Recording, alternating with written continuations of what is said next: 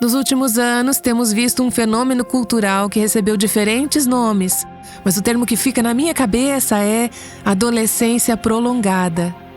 O que eu quero dizer com isso? Já ouviram esse termo? É quando as pessoas simplesmente não amadurecem. Muitas pessoas têm falado sobre isso, tanto em ambientes seculares como cristãos. Al Mohler, por exemplo, que é o presidente do Seminário Teológico Batista do Sul, em Louisville, Kentucky, falou sobre isso várias vezes. Ele diz o seguinte: a transição para a vida adulta costumava ser um dos principais objetivos dos jovens. A vida adulta era vista como um status que valia a pena alcançar e era entendida como um conjunto de responsabilidades que valia a pena cumprir. Pelo menos era assim que costumava ser. Agora uma geração inteira parece estar presa no domínio da juventude eterna, relutante ou incapaz de crescer. A preocupação com esse fenômeno vem crescendo há algum tempo. Pais desta geração ficam perplexos quando seus filhos adultos não conseguem encontrar um emprego e parecem não ter pressa para se casar. Embora a geração atual de jovens adultos inclua algumas exceções espetaculares que rapidamente assumiram responsabilidades adultas, a geração como um todo parece estar esperando por algo acontecer, mas quem sabe o que é?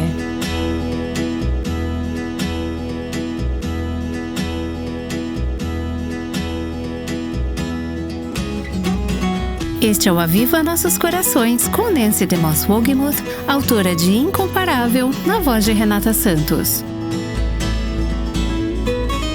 Continuamos hoje com o 6º episódio da série Incomparável, baseada no livro da Nancy, Incomparável 50 Dias com Jesus, infelizmente ainda indisponível em português. Hoje vamos examinar a vida de Jesus. Ele fornece um bom exemplo em como interromper a tendência à adolescência prolongada. A revista New York Times publicou uma matéria de capa intitulada "O que há de errado com os jovens de 20 e poucos anos?". Eu vou ler um parágrafo desse artigo. Esse fenômeno está acontecendo em todos os lugares, em todos os tipos de famílias. Jovens que estão demorando mais para atingir a vida adulta. É um desenvolvimento que precede as dificuldades econômicas atuais e ninguém sabe ainda qual será o impacto. Nas perspectivas dos jovens, nos pais, dos quais muitos deles dependem, na sociedade que se baseia na expectativa de uma progressão ordenada em que as crianças terminam a escola, amadurecem, começam carreiras, formam uma família e, eventualmente, se aposentam para viver de pensões sustentadas pela próxima leva de crianças que terminam a escola, amadurecem, começam carreiras, formam uma família e assim por diante.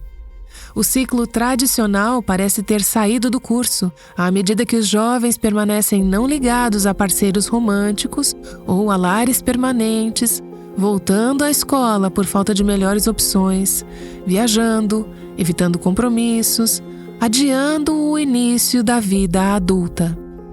Ouvimos falar muito sobre isso hoje em dia, jovens que não amadurecem. Na verdade, temos muitos adultos hoje que simplesmente não amadureceram.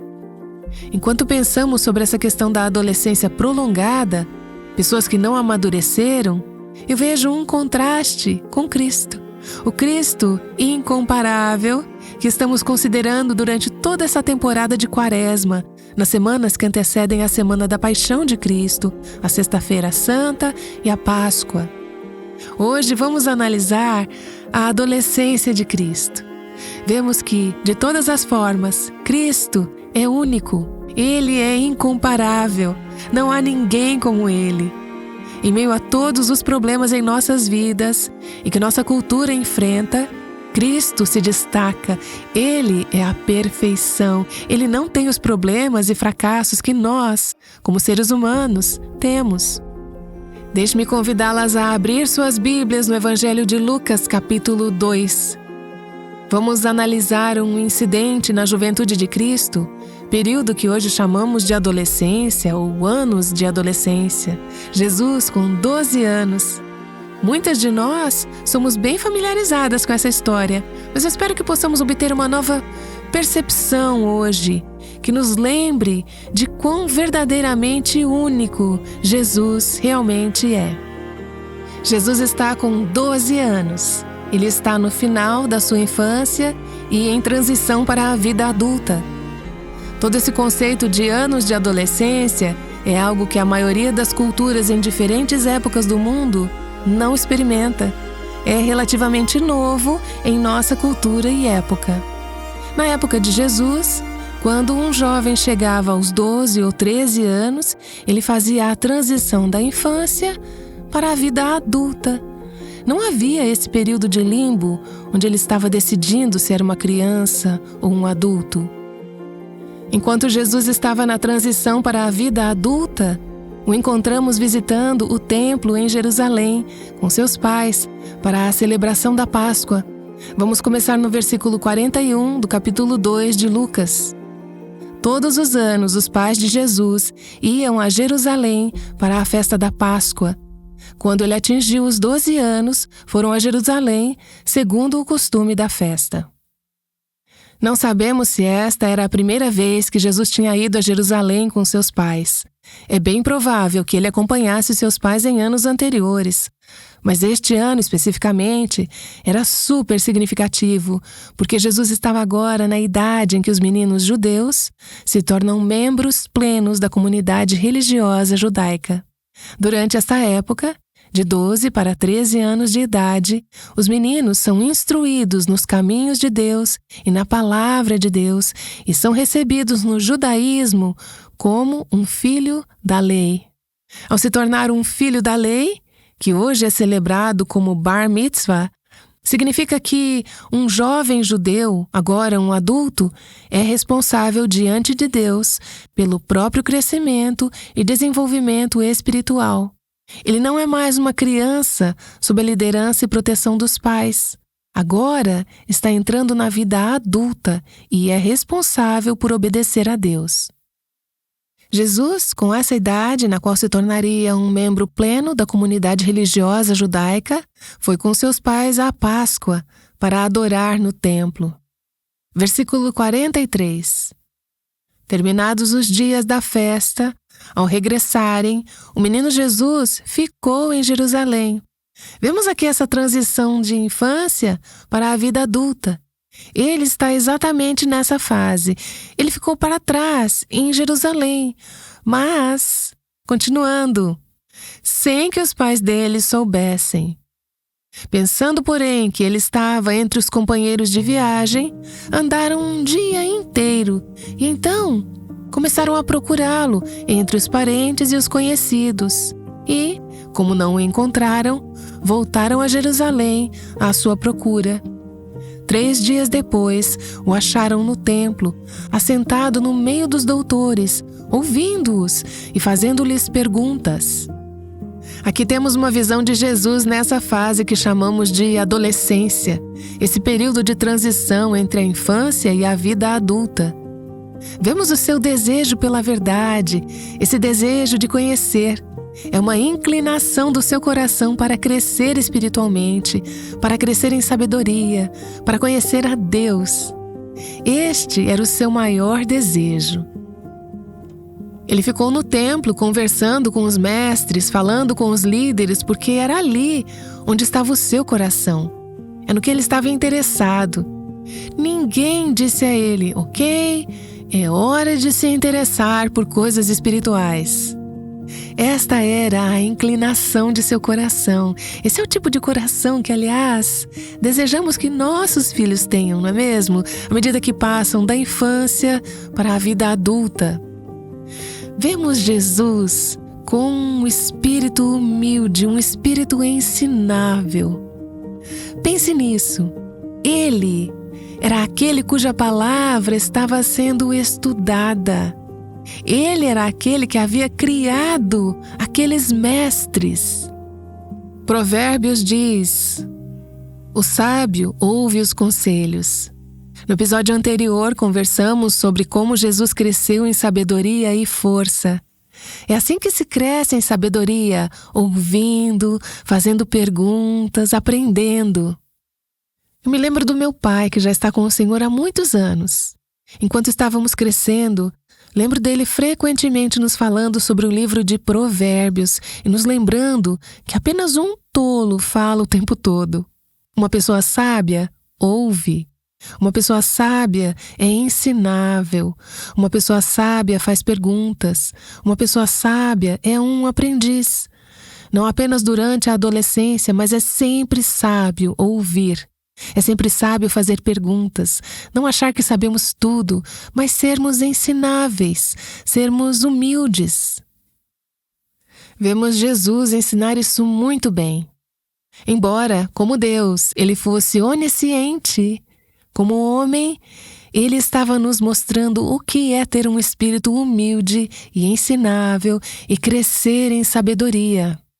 O versículo 47 continua: E todos os que ouviam o menino se admiravam muito da sua inteligência e das suas respostas.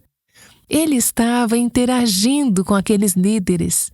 Ele estava ouvindo, estava fazendo perguntas, e suas perguntas, e depois seu diálogo com os líderes, mostraram alguém com uma maturidade excepcional. Claro, é fácil olhar para essa passagem e dizer: ele era Deus, por isso que ele tinha esses desejos.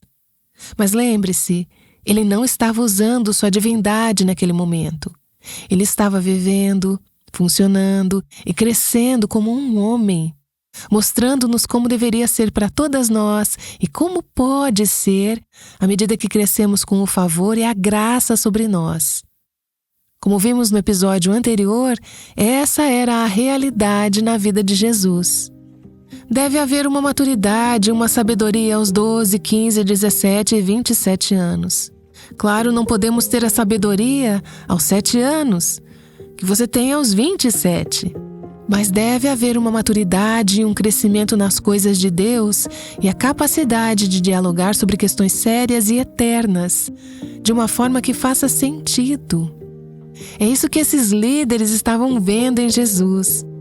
Ele não possuía, como homem, todo o conhecimento naquele momento, mas demonstrava maturidade, uma inclinação e aptidão para a verdade, o que os deixou maravilhados. De onde veio esse entendimento? Uma das coisas que me pergunto ao pensar em Jesus no templo, nessa idade, como um menino de 12 anos, um menino do Ensino Fundamental 2, certo? Os alunos do Ensino Fundamental 2 não são conhecidos por extrema sabedoria, visão e maturidade. Quando pensamos nos anos do ensino fundamental, pensamos em bobagens, pensamos em meninos dizendo coisas das quais se arrependerão anos depois. Mas aqui está Jesus modelando sabedoria. De onde vem esse entendimento? Bem, uma pergunta que eu me faço é: qual foi o papel de sua mãe em ensiná-lo desde a infância até a juventude? Sabemos que Maria conhecia a palavra de Deus. Ela a amava. Em sua oração em Lucas capítulo 1, ela cita dezenas de escrituras do Antigo Testamento em uma época em que a maioria das mulheres não era ensinada a ler ou a escrever. Ela conhecia a palavra de Deus através da repetição verbal e da transmissão oral da palavra.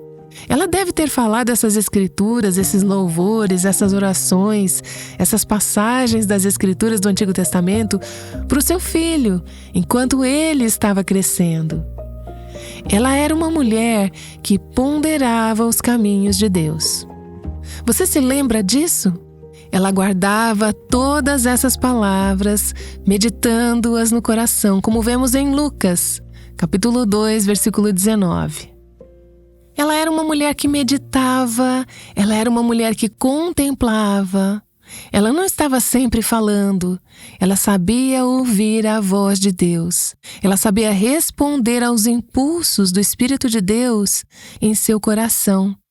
E Que influência isso deve ter tido sobre o menino Jesus? Você quer adolescentes sábios? Um grande passo para isso é ter mães sábias, pais sábios, mulheres que estão ouvindo o Senhor, pais que estão ouvindo o Senhor.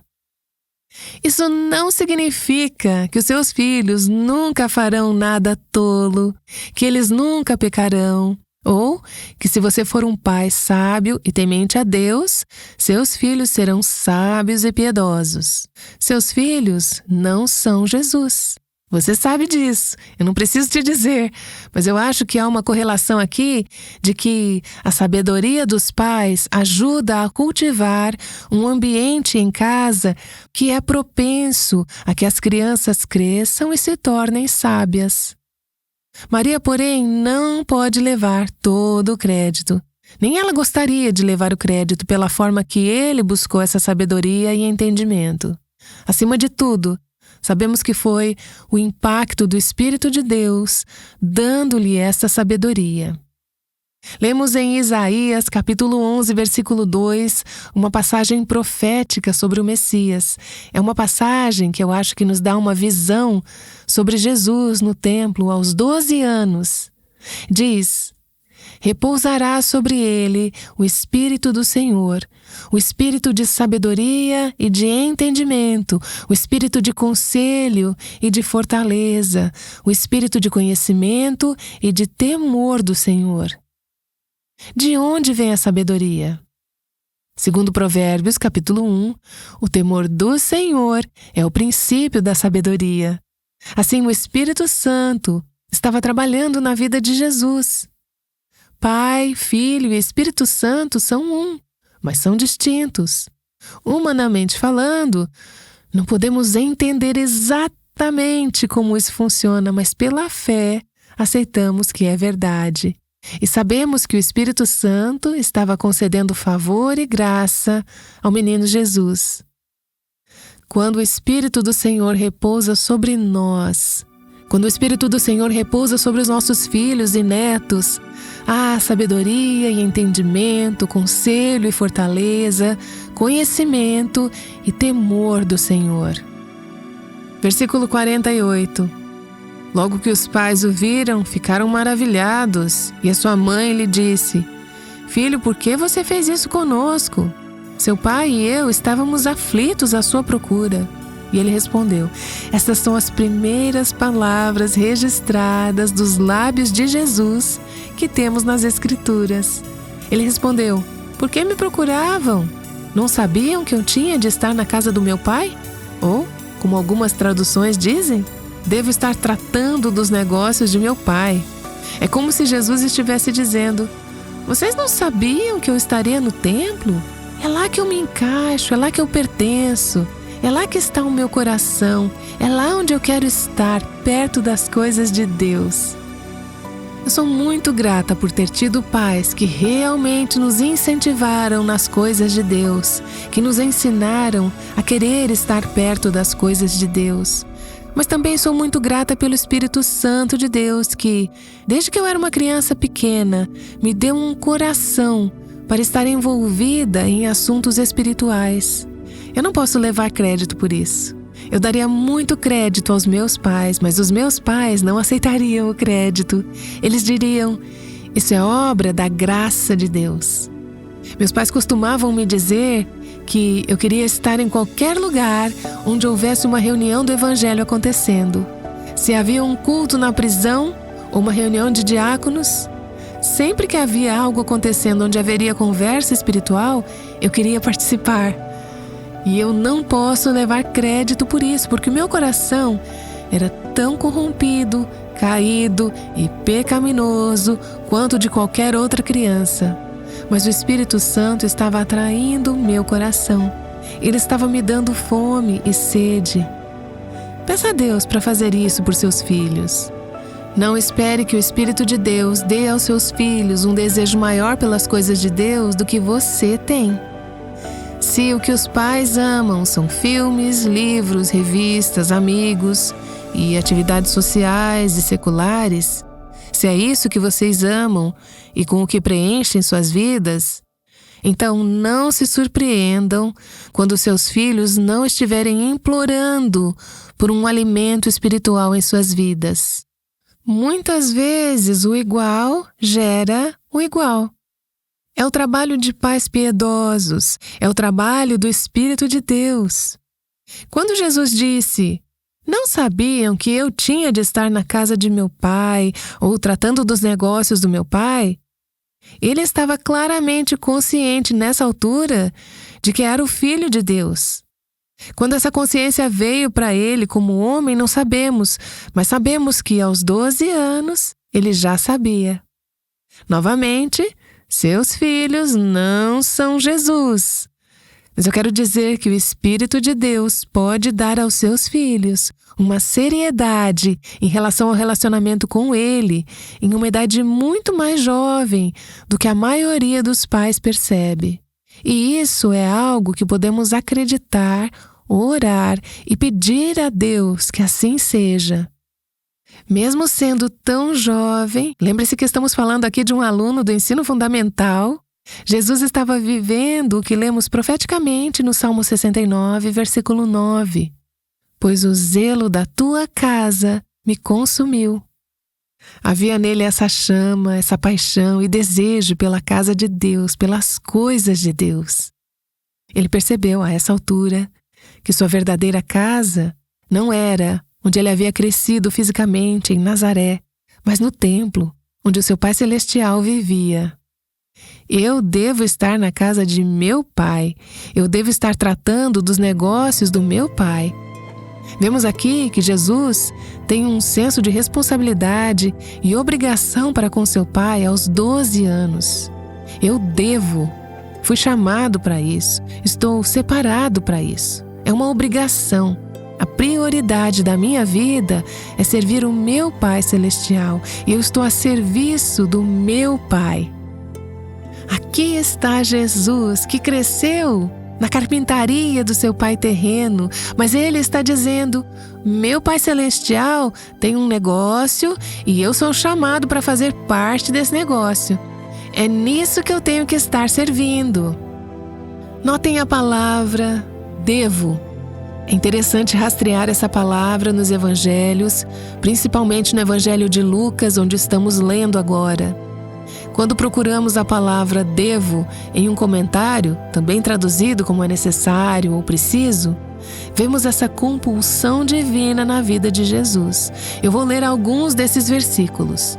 Lucas 4, verso 43.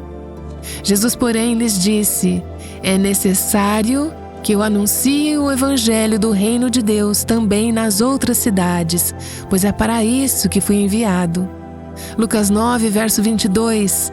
É necessário que o Filho do Homem sofra muitas coisas, seja rejeitado pelos anciãos, pelos principais sacerdotes e pelos escribas, seja morto e no terceiro dia ressuscite.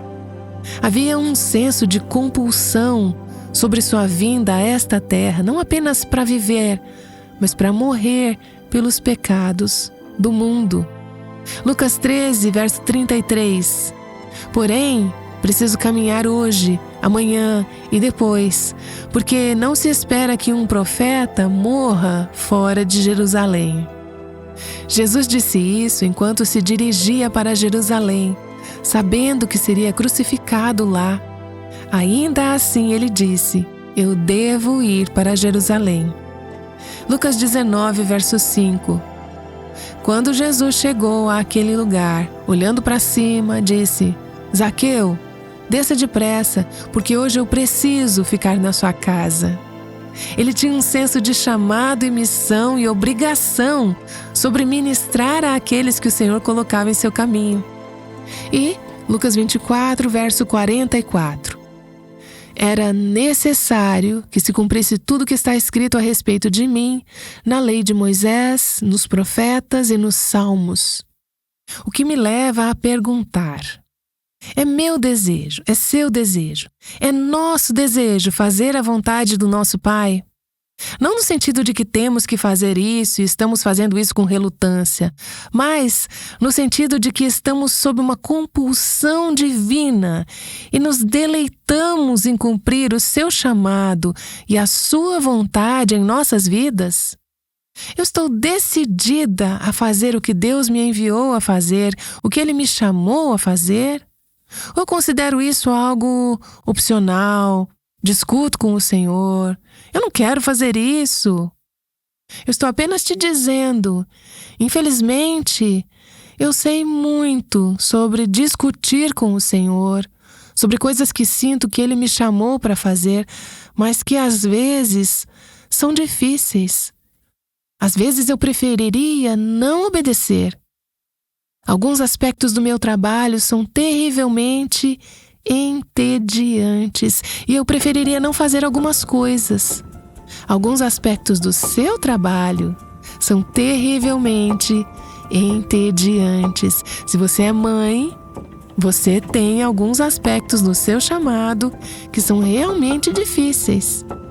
Se você está servindo ao Senhor em um ambiente de trabalho secular ou está em uma instituição acadêmica secular e tentando ser uma luz lá, há momentos difíceis em todos os chamados da vida, mas há esse entendimento. Eu devo estar na casa do meu pai, eu devo estar tratando dos negócios do meu pai. Será que eu estou realmente decidida a fazer o que Deus me chamou para fazer ou eu reluto? Eu considero opcional, algo que eu posso escolher fazer se eu quiser, mas que eu posso também dizer não se eu achar difícil ou se eu não estiver afim. Seguir o Senhor envolve essa sensação de urgência divina. Eu devo estar a serviço do meu Pai. Eu amo ensinar a palavra de Deus, mas há aspectos que são difíceis. Como, por exemplo, à 1 da manhã, quando eu estou tentando concluir esta sessão e fixar tudo na minha cabeça, cansada, pensando que eu não vou dormir muito, e eu sinto que Deus me separou e me chamou para isso, e é um privilégio, é uma obrigação, mas é também um privilégio. Bem no versículo 50 de Lucas capítulo 2, diz assim: Não compreenderam, porém, as palavras que lhes disse. E voltou com eles para Nazaré, e era submisso a eles. E a mãe dele guardava todas essas coisas no coração. Jesus expressou sua submissão ao Pai Celestial, sendo submisso aos seus pais terrenos. Seguir a Cristo não nos isenta das nossas responsabilidades em nossos lares, com nossas famílias, com nossos relacionamentos. O que deve acontecer é que isso nos torna melhores membros da família e melhores amigos. Seguir a Cristo e obedecê-lo no contexto da vida real não são objetivos conflitantes. Tipo, eu não posso ser espiritual porque eu tenho que preparar o café da manhã para a minha família. Não! Ser espiritual pode significar preparar o café da manhã para sua família, vivendo o chamado de Deus em sua vida. É assim que agradamos e servimos ao Senhor. Conforme Jesus crescia de menino para homem, ele mostrou respeito e obediência tanto ao Pai Celestial quanto aos pais terrenos. Chegamos ao versículo 52 e eu amo esse versículo. Ele diz: E Jesus crescia em sabedoria, estatura e graça diante de Deus e dos homens. Voltando agora ao versículo 40, que diz que o menino crescia.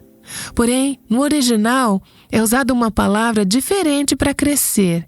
A ideia era Jesus aumentava. Durante os primeiros 12 anos, ele cresceu. Nos 18 anos seguintes, dos 12 aos 30, Jesus aumentou. Tem algumas traduções que dizem que ele avançou. Essa palavra, segundo um comentarista, tem a mesma ideia de pioneiros cortando árvores no caminho à frente deles, abrindo um caminho na selva. Ao cortar as árvores, eles avançam pela selva. Significa avançar, desbravar, abrir caminho. A palavra aumentar significa ser intencional sobre o seu crescimento. Nos primeiros 12 anos, a criança cresceu. Ele simplesmente cresceu. Mas nos 18 anos seguintes, ele avançou, ele aumentou. A ideia é de atividade intensa, ser intencional em vez de desenvolvimento passivo. E que palavra quando pensamos sobre essa história de adolescência prolongada, percebendo que o desejo de Deus é que cresçamos da infância para a idade adulta, não só fisicamente, mas emocionalmente, espiritualmente, psicologicamente e intelectualmente. Durante a adolescência, idealmente, fazemos isso sendo intencionais sobre o crescimento. Isso é algo para desafiar os seus filhos, para mostrar a eles que esses anos de adolescência não são anos para passar o tempo só brincando ou jogando videogame. Crianças que fazem isso durante a adolescência provavelmente continuarão assim na casa dos 20 e 30 anos. E então, quando se casarem, o parceiro pode questionar: por que é que você nunca cresceu? Vemos em Cristo um padrão de crescimento, avanço, aumento, não ser estático, não ser estagnado, não estacionado em um lugar, mas crescendo, avançando, sendo intencional sobre o crescimento espiritual. Isso me faz lembrar daquele versículo maravilhoso em Provérbios 4:18 que diz assim: mas a vereda dos justos é como a luz do alvorecer que vai brilhando mais e mais até ser dia claro, crescendo, aumentando, avançando, amadurecendo em santidade, sabedoria, temor do Senhor, tornando-se jovens adultos e depois adultos maduros que amam o Senhor apaixonadamente, que o temem, que o servem, que o seguem com todo o coração.